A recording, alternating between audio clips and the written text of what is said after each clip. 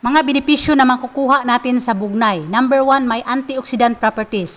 Ang antioxidant properties ng bugnay ay maaari ring makatulong sa pagpapabuti ng immune system at pagpapagaling ng mga sugat. Number 2, may anti-inflammatory effects. Ang bugnay ay may anti-inflammatory effects na maaari makabawas sa pamaga at sakit sa mga bahagi ng katawan na apektado ng mga kondisyon tulad ng arthritis, gout, asthma at allergies. Number 3, may antimicrobial activity. Ang bugnay ay maaaring gamitin bilang isang natural na pampurga, pampaligo o pampahid sa mga infeksyon sa balat. Number 4, may anti-diabetic potential. Ang bugnay ay maaari ring makapagpababa ng kolesterol at triglycerides levels na maaaring magdulot ng komplikasyon sa diabetes.